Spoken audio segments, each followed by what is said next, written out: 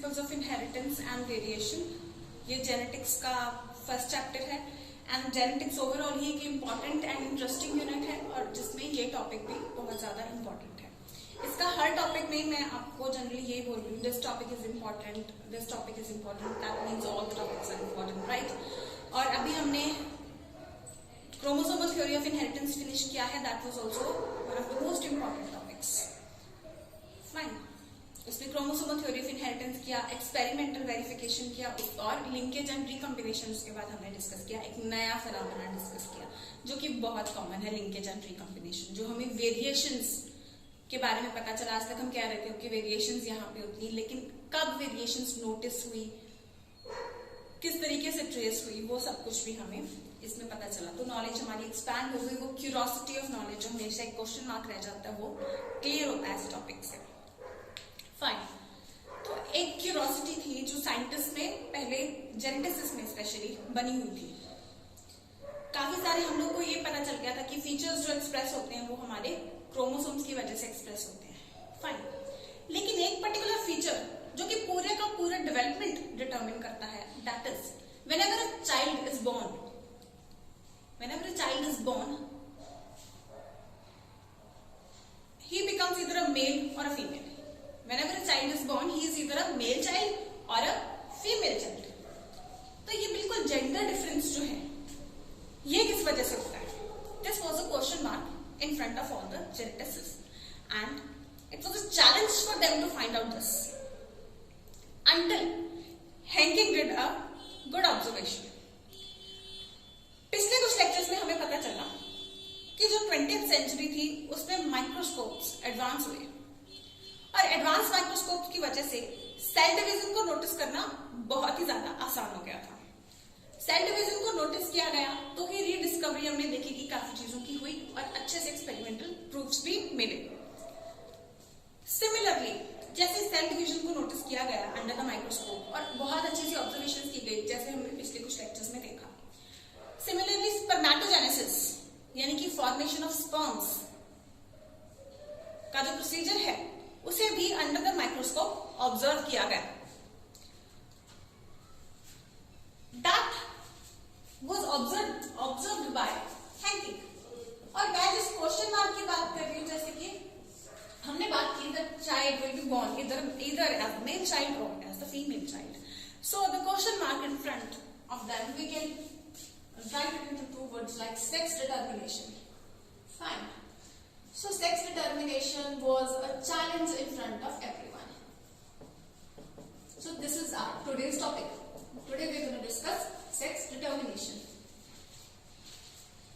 Henking की ऐसी एक डिस्कवरी जब उन्होंने स्पर्मेटोजेनेसिस को स्टडी कर रहे थे under the microscope.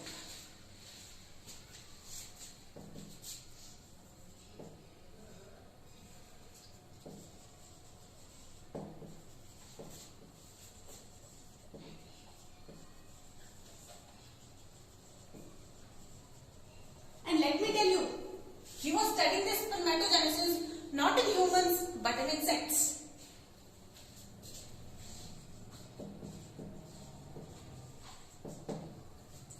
So while studying spermatogenesis in insects, what he noticed was there was a particular type of structure that was present in half of the sperms and was absent in the other half.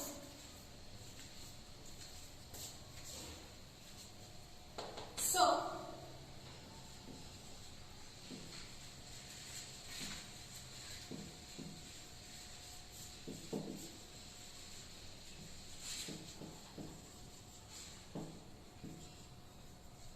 he noticed a particular type of structure that was present in half of the sperms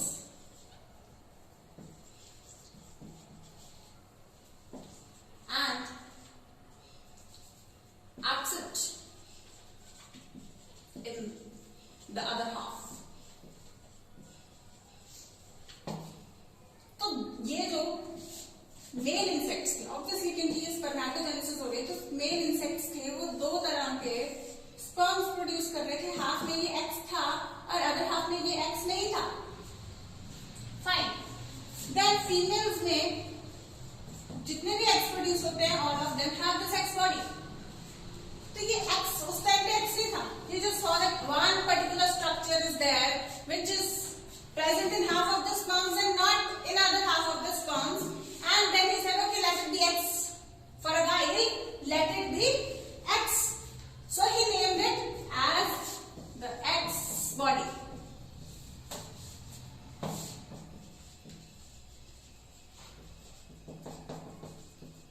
He named it X body.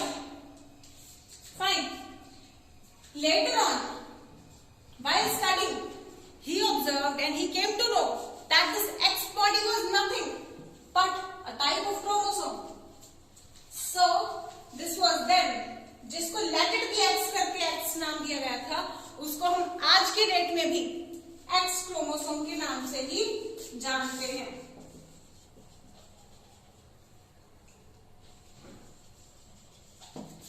So he found that half of the male gametes had this X chromosome and the other half did not.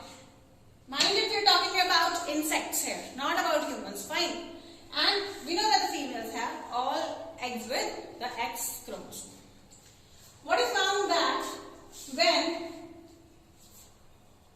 okay, let's just write here female gamete. Okay, just write here female gamete. We know that it is having X, right? So wherever this sperm with X body fuses with the female gamete, he found that a female is produced, and whenever the other gamete that is devoid of X chromosome that fuses with the female gamete, a male child is produced, a male progeny is produced. So he was the first to find out that the male gametes and not the female gametes, not the female gametes, but the male gametes were responsible for sex determination in this particular case. See, here we see that two types of male gametes are formed and only one type of female gametes are formed. So, we have always been telling homo and hetero terms, right? So, homo, we say whenever the things are similar. And we use the term hetero whenever the things are dissimilar. Now, the female gametes are all similar, but the male gametes are the deciding factor, and the male gametes we know are dissimilar. So this particular phenomenon where the male gametes are dissimilar and they are particularly responsible for sex determination in the progeny, we will call this phenomenon as male heterogamety. Fine. Because gametes here, male gametes in particularly here are formed of two types, not one type, not homogametes but heterogametes, and this particular male heterogamety is what is responsible for sex determination in the progeny. Fine. And mind it, there was nothing in these insects he noticed. There was the X chromosome in half of the gametes, and in place of that X gametes there was no other gamete over here in the other half. So this particular type, we can say that XX is female, because we know that the female gametes have all X. So both these XX will join to form a female and nothing here in place of X. बाकी autosomes और बाकी सब होगा, लेकिन यहाँ पे X की जगह कुछ नहीं होगा. तो this we can say as XO type, and this XO type was a male, and this particular type of male heterogamety, we can say first category in male heterogamety is XO type, where XX are females and XO are males. See, not all insects lie in this category, but some do. Fine. Male heterogamety में X type जो होगी वो female होगी और x ओ type mail होगी. And there are some insects which follow this rule, and here we can write the example of grasshopper. Clear? Then further observations lead to, okay, obviously we have been always interested in exploring anthropology, that is we have always been interested in exploring humans. What happens in humans? Is the similar thing present or not? And what was the discovery in humans was that yes, in humans too, males produce two types of gametes, half with X body and other half devoid. And the female again produces all the female gametes with the X body. But later on, it was observed that there is a smaller chromosome. A chromosome is present with a body smaller than the X. Much smaller than X. X से बहुत ही छोटी. Male gametes में दूसरा वाला ऐसे खाली नहीं जाएगा, बिना किसी सेक्स क्रोमोसोम के नहीं जाएगा. जैसे यहाँ पे इंसेक्ट्स के केस में हाफ में एक्स गया, हाफ में कुछ नहीं गया. मेल गैमेट्स ह्यूमन के केस में हमने देखा कि ठीक है हाफ में एक्स जाता है, लेकिन अगर हाफ में ठीक है एक्स नहीं जाता, लेकिन उसकी जगह पे एक छोटा क्रोमोसोम जाता है. तो क्योंकि it was taken to be let it be X, so it was taken to be let it be Y. ठीक है, so this is now known as Y chromosome. And whenever the sperms with X chromosome fuse with the female gametes, a female child is produced, and whenever the chromosomes with Y chromosome fuses, XY is produced, that is a male gamete. A male zygote of the male progeny is produced in this case. It is again, in this case, in humans, and some other, I told you not all insects fall into this category, but some insects do fall in this category too. Okay. Some other insects we can say. In humans and some other insects, again there is male heterogamity, but unlike the former one where there was nothing going in the other half, here there is a smaller chromosome named as Y chromosome goes in the other half of the sperms. Okay, resulting into again, क्योंकि यहाँ पे भी male gametes दो अलग अलग तरह के बन रहे हैं, फीमेल गैमीट्स अगेन होमो हैं, बिल्कुल यूनिफॉर्म बन रहे हैं, यहाँ पे दो अलग अलग तरह के बन रहे हैं. So this again will fall into male heterogamity, but this is not XXXO type, this is rather XXXY type of sex determination, falling under the category of male heterogamity. And here we see that XX produces female and XY. See, autosomes का कोई फर्क नहीं होगा यहाँ पे. Autosomes जो जितने भी किसी ऑर्गेनिज्म में होते हैं, जैसे हम में 22 पेयर्स होते हैं ऑटोसोम्स के और 1 पेयर सेक्स क्रोमोसोम का, यानी टोटल 23 पेयर्स. तो ऑटोसोम्स जैसे भी है वो तो होंगे ही. ठीक है, ऑटोसोम्स तो पेयर में होंगे ही. We are just talking about the sex chromosome pair है. तो XX will be female and XY. I'll just drop the autosome part here because we're not talking about that. But you must remember in your mind that the autosomes will be present, obviously. Okay, only then there will be complete development of the organism. XX type female बनेगा और XY type जो है वो male बनेगा. और example हमने कौन सी ली इसमें? Humans की and some other insects. Do you want to know what are those? Any example of those insects? I told you humans and other insects.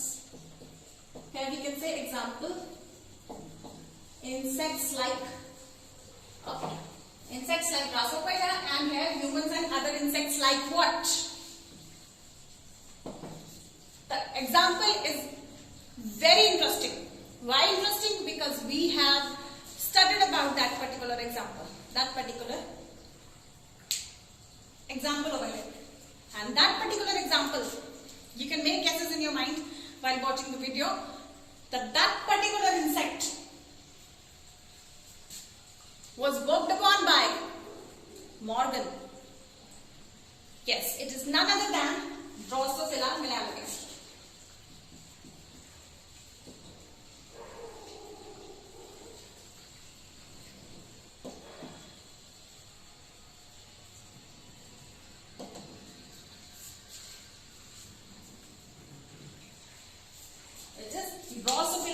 melanogaster, Drosophila melanogaster, or what we call as the fruit fly.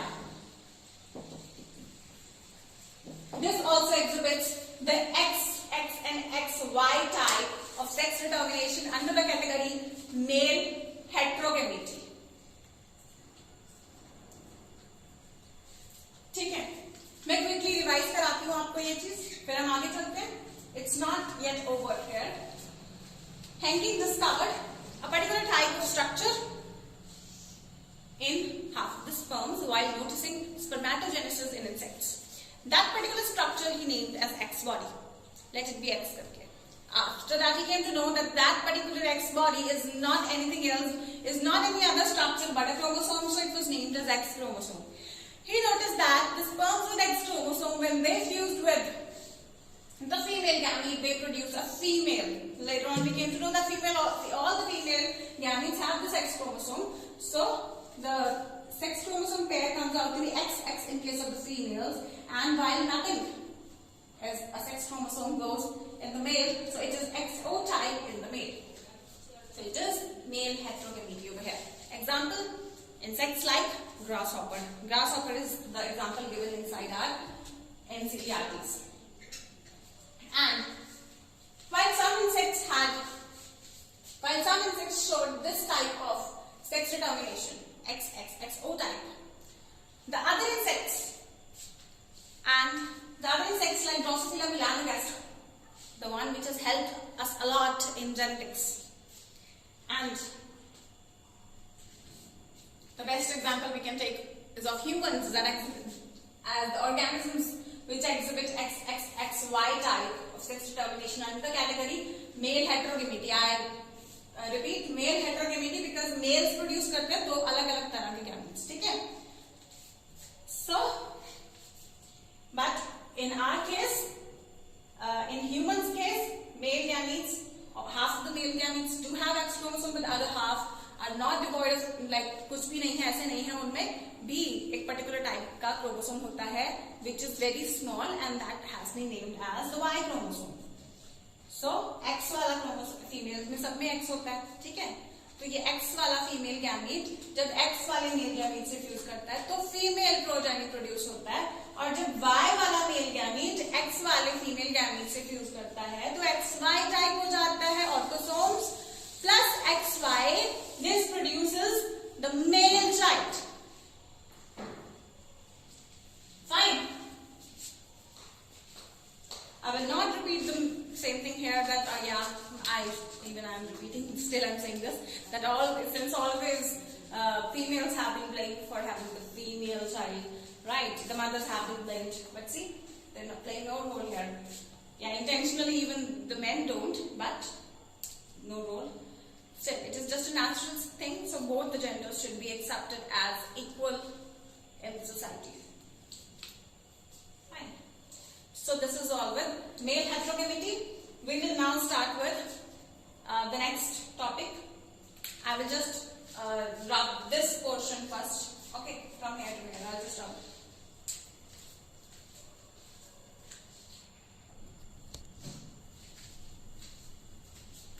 Okay, what else is left? What comes next is female heterogamity.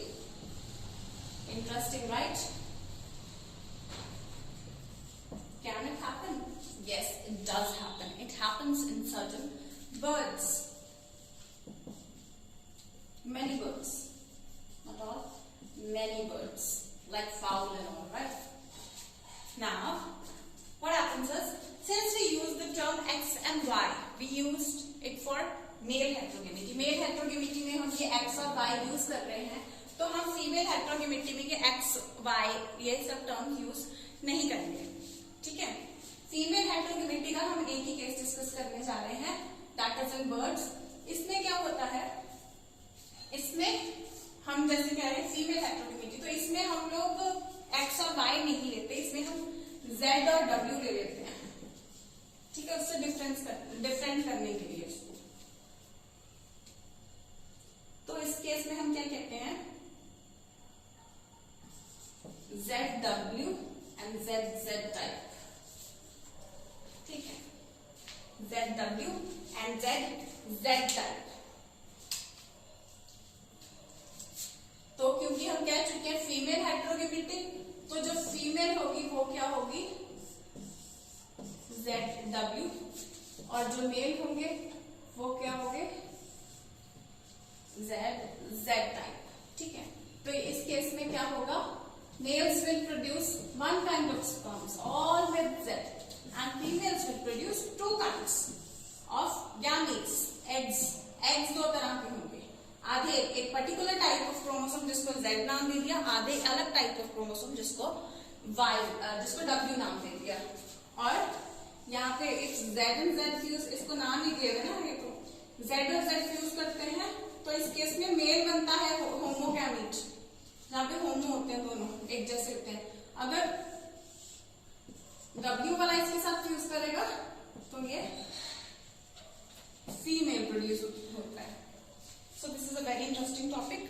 कुछ ऐसे organisms present हैं जिनमें male gametes अलग अलग तरह के नहीं produce होते, सभी मेल गैमीट्स में एक जैसे स्ट्रक्चर्स जाते हैं, और फीमेल गैमीट्स में पर्टिकुलरली दो तरह के स्ट्रक्चर्स जाते हैं। क्योंकि हम यहाँ पे XY टाइप कंसिडर कर चुके थे मेल हेटेरोगेमिटी के केस में, तो फीमेल हेटेरोगेमिटी के केस में यहाँ पे आप ध्यान देंगे कि फीमेल्स दो तरह के गैमीट्स प्रोड्यूस कर रही हैं। So this topic is female heterogamety. Females दो तरह के गैमीट्स प्रोड्यूस कर रही हैं, Z और W, क्योंकि इससे अलग करने के लिए हमने इसको XY नाम दे दिया, इससे अलग करने के लिए हमने इसको ZW नाम दे दिया। ठीक है, तो यहाँ पे Z मेल्स हो जाएंगे और ZW फीमेल्स हो जाएंगे। Anything else is possible? Haplodiploidy type of sex determination. Yes. इस केस में होगा क्या कि ऑर्गेनिज्म हैप्लॉइड है या डिप्लॉइड है। ऐसे भी ऑर्गेनिजम्स होते हैं जिसमें एक पर्टिकुलर जेंडर हैप्लॉइड होता है और एक पर्टिकुलर जेंडर डिप्लॉइड होता है, और ये पर्टिकुलर केस डिटरमिन करते हैं कि सेक्स डिटर्मिनेशन जो होगी वो क्या होगी, कि सेक्स जेंडर जो होगा वो मेल होगा या फीमेल होगा। ठीक है, तो इस केस को हम थर्ड कैटेगरी को हम कह सकते हैं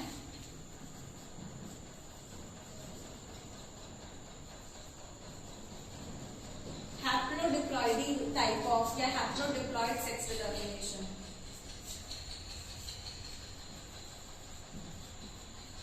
हाउ इज दिस पॉसिबल?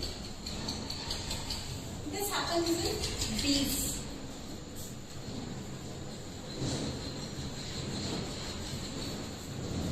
बीज में पर्टिकुलरली क्या होगा,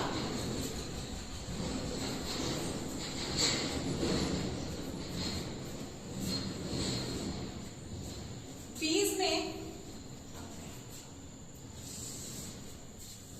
नॉर्मली जो होती हैं इस केस में फीमेल्स जो होती हैं, आपको पता होगा कि बीज में जो क्वीन बी होती है वो अकेली रिप्रोड्यूस करती है फीमेल्स में से, बाकी फीमेल बीज जो होती हैं वो वर्कर बीज बनती हैं, और मेल्स जो होते हैं, बाकी जो ड्रोन्स होते हैं वो मेल्स होते हैं। ठीक है, तीन कैटेगरीज में हम इसको बांटते हैं नॉर्मली। क्वीन सिर्फ एक होती है, वर्कर बीज ये दोनों फीमेल्स होती हैं। फर्क सिर्फ ये होता है कि जब भी फीमेल जायगोट होता है उसमें से जिसको एक रॉयल जेली होती है वो मिलती है तो वो क्वीन बन जाती है, बाकी सारी वर्कर बन जाती है, और मेल्स जो होते हैं उनको हम यहाँ पे ड्रोन्स कहते हैं। ठीक है, और इस केस में इंटरेस्टिंग बात क्या है कि जो फीमेल्स हैं वो डिप्लॉयड होती हैं और मेल्स होते हैं हैप्लॉयड होते हैं। ठीक है, तो 32 क्रोमोसोम्स होते हैं इन टोटल फीमेल्स के अंदर। क्या होंगे, टोटल नंबर ऑफ क्रोमोसोम्स की ही हम बात कर रहे हैं, 32 होंगे। ठीक है, तो जब इसको गैमीट्स प्रोड्यूस करने होंगे तो ये ऑब्वियसली मियोसिस करेंगे, और गैमीट प्रोड्यूस करेगी तो मियोसिस करने के बाद हाफ हो जाएंगे। वेराज मेल्स में जो होते हैं गैमीट्स वो 16 ही होते हैं, हैप्लॉइड होते हैं। Here in this case the females are diploid and the males are haploid. I will tell you what happens here. और जब गैमीट्स प्रोड्यूस होते हैं, नोट दिस थिंग डाउन, जब गैमेट्स प्रोड्यूस होते हैं तो यहाँ पे माइटोसिस से प्रोड्यूस होते हैं, तो सेम नंबर ऑफ क्रोमोसोम्स यानी कि 16 के 16 ही जाएंगे मेल गैमेट्स में। ठीक है, these gametes, these are female type, these are male gametes। ठीक है,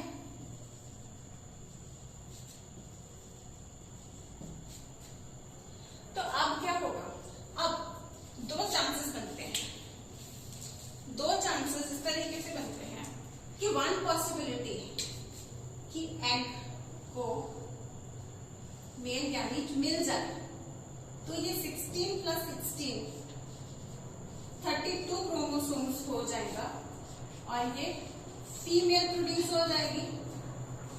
और जब फीमेल, देखो फीमेल प्रोजेनी प्रोड्यूस हो गए, सारे फिलहाल तक एक जैसे होते हैं। इस पर्टिकुलर फीमेल्स में से one particular female that gets royal jelly, royal jelly होती है जो ऑलरेडी ये क्वीन बी होती है, जो सिर्फ फीमेल गैमीट सिर्फ क्वीन बी प्रोड्यूस करती है। ठीक है, तो जिसको रॉयल जेली मिलती है वो बन जाती है क्वीन बी, और जिसको रॉयल जेली नहीं मिलती, रेस्ट बाकी की सारी, वो बन जाती है वर्कर बीज। और वर्कर बीज जो होती हैं ये रिप्रोड्यूस नहीं करती है, ये सिर्फ क्वीन बी होगी जो आगे रिप्रोडक्शन करेगी। ठीक है, वर्कर बीज इसकी सेवा में लग जाती है, बस इसके लिए जो ये नेक्टर वगैरह सब कुछ लेके आना, इसके लिए फूड अरेंज करना, तो वो क्वीन बी के लिए करती है वर्कर बीज। ठीक है, तो यहाँ पे दो तरह की हो गई, क्वीन बी और वर्कर बीज। तो ये सारी की सारी क्या है, फीमेल्स हैं, और क्या है, डिप्लॉयड है, क्योंकि यहाँ पे एक गैमीट मेल, एक फीमेल गैमीट और एक मेल गैमीट मिल गया है।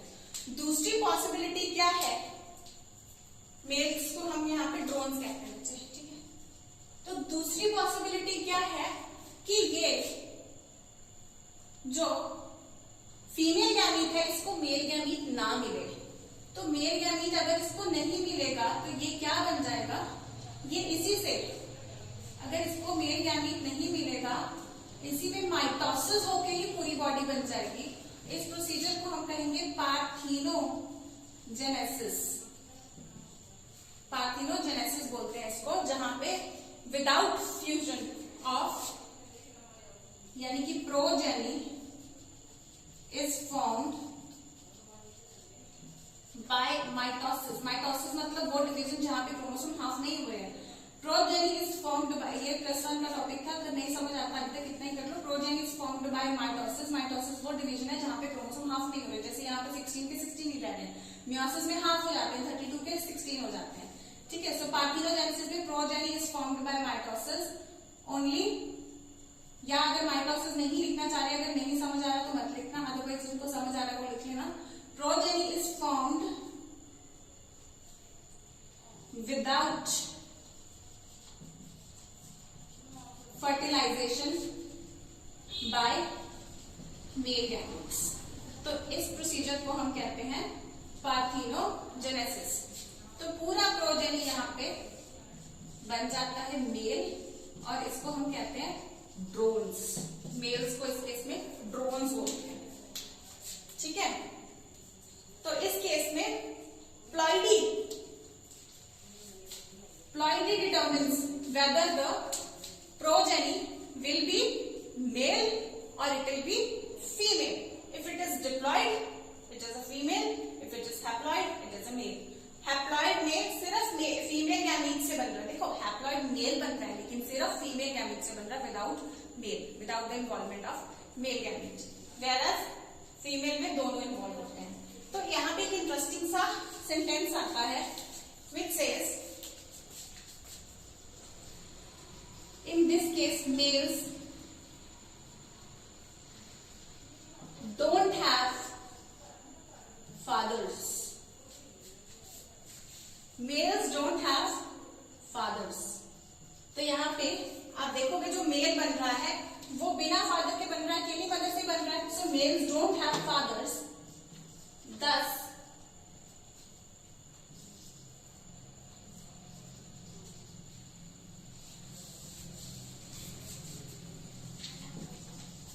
males do not have fathers and thus cannot have sons. देख ही रहे हो, है ना, फादर नहीं होता उसका तो ऑब्वियसली यानी कि वो किसी का सन नहीं होता, किसी मेल का सन नहीं होता, है ना. सो मेल यहाँ पे if this is the male they don't have father, सिर्फ फीमेल से बन गया, एंड दस कैनॉट हैव सन. हम देख रहे हैं कि जहां पे मेल गैमीट इन्वॉल्व हो गया वहां पे सीधा फीमेल बन जाती है. अगर मेल गैमीट इन्वॉल्व होता, अगर इसका बेटा नहीं हो सकता यानी कि, और क्योंकि इसका गैमीट इन्वॉल्व होगा तो वो सीधा फीमेल बन जाएगा, है ना. और जहां पे इसका गैमीट इन्वॉल्व होगा वो सीधा फीमेल बन जाएगी. अगर इसका मेल गैमीट नहीं मिलता है, only then males are formed. So males do not have any fathers and thus cannot have sons, but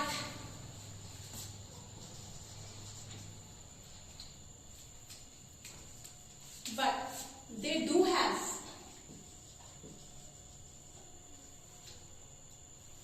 grandfathers. But they do have grandfathers. Grandfathers कैसे?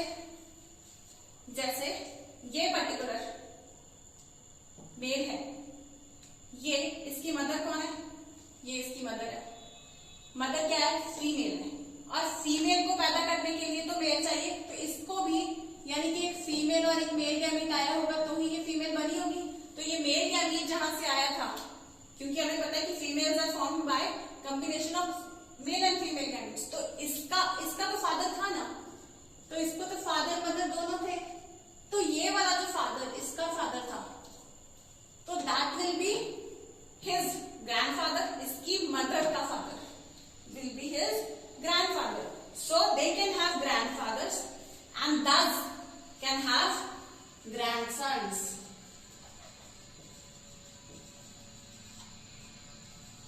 मदर वाली साइड पे यानी कि इसके ग्रैंडफादर हो सकते हैं, ठीक है, क्योंकि ये मेल गैमीट बना मदर से, मदर का तो फादर था इसलिए वो फीमेल बनी, ठीक है.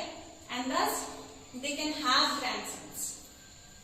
यहां पे अगर हम देखें कि ये वाली फीमेल आगे अगर इन्वॉल्व होगी तो she can have sons, females can have sons. तो इसका जो सन होगा ये मेल उसका ग्रैंडफादर होगा, है ना. तो males can have grandfathers and grandsons, but they do not have sons and they don't have fathers.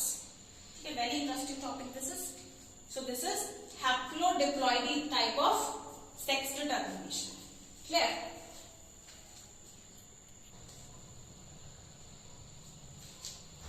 तो एनसीईआरटी में आपके इतना ही है, ठीक है.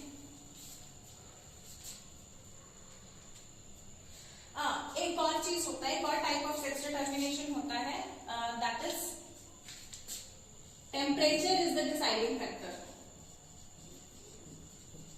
ठीक है, yes, temperature is the deciding factor. Incubation temperature कि जो भी जाइगोट है वो इंक्यूबेशन टेम्परेचर.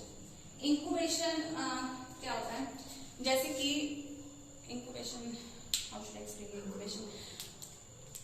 जैसे कुछ ऑर्गेनिजम्स एग ले करते हैं, तो उस एग को कितना टेम्परेचर मिलेगा? जैसे आपने देखा होगा कि बर्ड्स एग के ऊपर बैठ जाती हैं, उसके बाद एग हैच करता है, इंटरनल डेवलपमेंट होती है उसकी, है ना. उसके बाद डेवलपमेंट होती है उस ऑर्गेनिज्म की उस टेम्परेचर से जो कि उसकी मदर उसके ऊपर बैठ के उसको हीट कर रही है. तो वो हीटिंग पीरियड जो दे रही है उसको, हीट दे रही है उसको और उसकी डेवलपमेंट होती है, इस चीज को इंक्यूबेशन बोलते हैं, ठीक है. लेकिन बर्ड्स के केस में तो हमने देखा कि क्या हो रहा है, this was ZW and Z type था. बर्ड्स में हम कह सकते हैं, बर्ड्स में पर्टिकुलर टाइप फाउल में कह सकते हैं, ठीक है. एक और चीज यहाँ पे नोटिस कर लो, वैसे आपकी बुक में तो यही वाला है, लेकिन बुक में ये वाला है, तो यहाँ पे इसके एग्जाम्पल लिख लेते हैं हम, bird, fowl and some fishes and some fishes, ठीक है. तो इनमें ये होता है, while there is another type as ZO, Z type, ठीक है. वो ऐसे जैसे यहाँ पे था ना XO, तो वैसे ये भी होता है. और इसमें होता है मॉथ. ये तो सिंपल आप समझ जाओगे कि जिसमें कोई भी क्रोमोसोम नहीं है, यानी कि मेल्स यहाँ पे प्रोड्यूस करते हैं. Half gametes with Z and half gametes without Z, right. और उनमें कोई अलग टाइप का नहीं होता जैसे इनमें W टाइप होता है, जैसे हमने XO टाइप किया है वैसे। बस इसमें ये है कि फीमेल हेट्रोगेमिटी, फीमेल्स प्रोड्यूस करती हैं दो तरह के, फीमेल्स प्रोड्यूस करती हैं दो तरह के, ZW टाइप में या ZO टाइप में। और यहाँ पे XO टाइप में या XY टाइप में मेल गैमीट्स, मेल जो होते हैं वो प्रोड्यूस करते हैं। ये आपकी एनसीईआरटी में नहीं है, इसकी एग्जांपल मॉथ है। और आपकी इसकी एग्जांपल में सिर्फ बर्ड्स हैं, फाउल की डायग्राम बनी हुई है, फाउल की बर्ड होती है टाइप तरह से, और some fishes are also example of this, ठीक है। अब इंक्यूबेशन टेम्परेचर, यानी कि एग कितनी कहां पे कितने टेम्परेचर पे इंक्यूबेट हो रहा है, this can also determine the gender of the progeny. This can also determine the gender of the progeny, and it happens in certain organisms like crocodiles. Where should I write it? I will just rub this portion, this much portion I will rub. I hope you have understood. I'll just repeat it once if you want. Female heterogeneity, similar to male heterogeneity. Females दो तरह की, बस mail हेट्रोगेमिटी में mails दो तरह के gametes produce करते हैं, फीमेल हेट्रोगेमिटी में ये Z और W टाइप। और अगर हम ZO टाइप की बात करें तो W की जगह यहाँ पे कुछ नहीं होगा, जस्ट लाइक दिस फीमेल बन जाएंगे and this will be male, so this will be ZO ZZ type, ठीक है। And in birds, fowl and some fishes, what happens is half of the female gametes have Z and other half, हम सिर्फ ये नहीं कहेंगे कि they are devoid of Z, they have another type of chromosome which we name as W, so हम बस same type भी ऐसे आप इसका क्रॉस कर सकते हैं, ठीक है। तो एग्जांपल्स हैं बेसिकली जिन पे फोकस करना है। Then haplodiploidy type of sex determination में हम देखते हैं जो डिप्लॉइड होती है वो फीमेल्स होती है, जो हैप्लोइड होती है वो मेल्स होते हैं। मेल्स बनते हैं with the help of parthenogenesis और फीमेल्स बनते हैं फ्यूजन से, फर्टिलाइजेशन से, जाइगोट डिप्लॉइड होता है, ठीक है। और फीमेल गैमीट बनने के लिए रिडक्शन डिविजन यानी कि मियोसिस चाहिए, और मेल गैमीट बनने के लिए सिंपल माइटोसिस चाहिए। तो यहाँ पे जो मदर होती है वो हमेशा क्वीन भी होती है, और जो वर्कर बीज होती है बेटा वो स्टेराइल होती है, ठीक है। वो स्टेराइल मतलब दे कैन नॉट रिप्रोड्यूस, ये रिप्रोडक्शन में पार्टिसिपेट नहीं करती है, सिर्फ वर्कर बीज होती है, रानी मक्खी जिसको बोलते हैं, तो वो हेल्प करती है, क्वीन बीज होती है वो हेल्प करती है इसमें रिप्रोडक्शन में, ठीक है। अगर फीमेल गैमीट को मेल गैमीट नहीं मिला तो वो ड्रोन बन जाएगा, यानी कि मेल ही बन जाएगा, एंड अगर उसको मिल गया तो वो फीमेल बन जाएगा। फीमेल्स जो बन गई उसमें से सिर्फ जितने काफी सारे प्रोजेनी फीमेल्स बनेंगे, तो उन काफी सारों में से सिर्फ एक को, जो बाकी वर्कर बीज ऑलरेडी डेवलप्ड है, वो क्या करेंगी कि इस चीज को ध्यान से सुनना, ये लिखा नहीं हुआ कहीं पे, जितनी भी वर्कर बीज ऑलरेडी हैं, एक तो इसकी मदर है फीमेल, ठीक है, और बाकी इसके साथ के इसकी जो सिस्टर्स हो गई लगा लो, है ना, सारी वर्कर बीज बन गई थी। तो वो सारी वर्कर बीज अब जब इसके प्रोजेनी पैदा हुए हैं उसमें से हमें मेल तो पता चल ही जाएंगे, जो हैप्लॉइड है वो तो सारे ड्रोन्स बन जाएंगे, और जो फीमेल जितनी भी प्रोड्यूस हुई है जिनको मेल गैमीट्स मिल गए, उनमें से उन सारी फीमेल चाइल्ड में से अब बाकी लोग जो सेवा करने वाले हैं, उनके नर्सेस हैं, वर्कर्स हैं, वो अब डिसाइड होगा कि किसको रॉयल जेली मिलेगी। सिर्फ एक को रॉयल जेली मिलेगी, और जिसको रॉयल जेली मिल जाएगी वो क्वीन बन जाएगी, वो ही सिर्फ रिप्रोडक्शन कर पाएगी, और बाकी सबको नहीं मिल पाएगी रॉयल जेली। वो पर्टिकुलर टाइप ऑफ सिक्रीशन, वो particular type of jelly they produce with the help of certain products में भी दिस फ्लावर्स तो वो प्रोड्यूस करते हैं और इनको फीड करते हैं उससे, ठीक है। तो अभी मैं आपको टेम्परेचर कैसे हेल्प करता है वो बता रही हूँ। I will just rough this all question.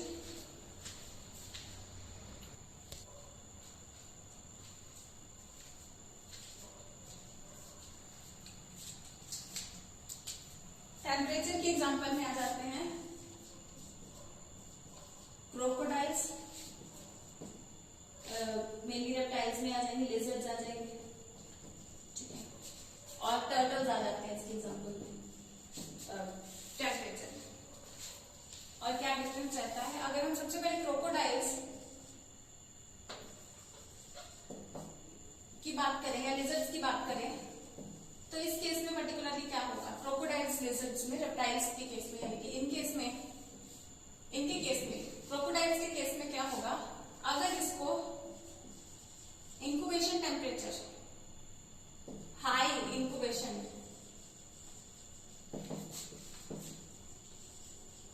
Temperature मिलता है, हाई इंक्यूबेशन टेम्परेचर मिलता है, तो ये मेल्स बन जाते हैं। और अगर इनको लो इंक्यूबेशन टेम्परेचर मिलता है, टेम्परेचर लो मिलेगा, देन आइडियल, देन ये फीमेल बॉडी में डेवलप हो जाता है, ठीक है। और अदर केस ऑफ टर्टल्स, इनमें क्या होता है, इनमें उल्टा होता है, जिनको लो इंक्यूबेशन टेम्परेचर मिलता है वो मेल्स बन जाते हैं,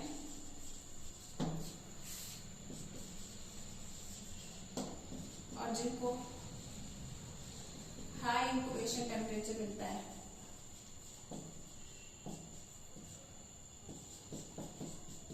वो फीमेल्स बन जाते हैं।